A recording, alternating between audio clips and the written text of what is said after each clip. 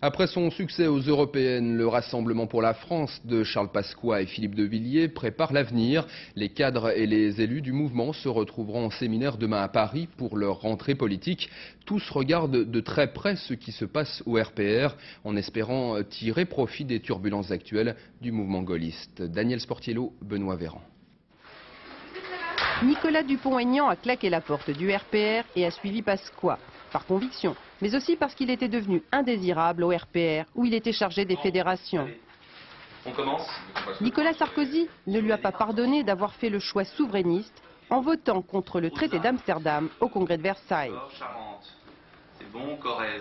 Congédié sans ménagement, le député de l'Essonne ne manque jamais l'occasion de le rappeler devant les militants, majoritairement gaullistes de sa circonscription, qui l'ont suivi comme un seul homme lorsqu'il a quitté le RPR pour le RPF de Charles Pasqua. J'ai été menacé par le secrétaire général de l'époque, Nicolas Sarkozy. On m'a dit on va te priver de ton investiture si tu fais ça, etc.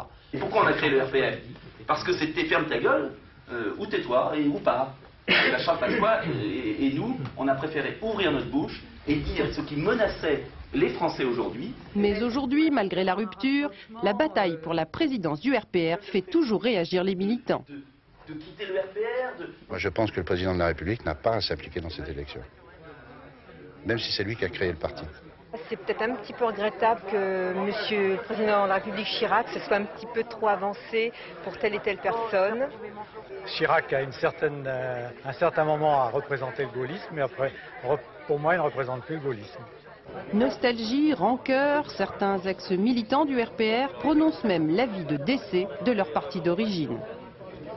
Je pense qu'il est en train de mourir de sa belle mort et j'espère.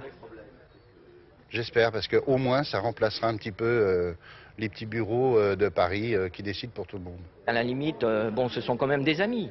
Je pense qu'on défendra de toute façon des valeurs essentielles, mais pas de la même manière.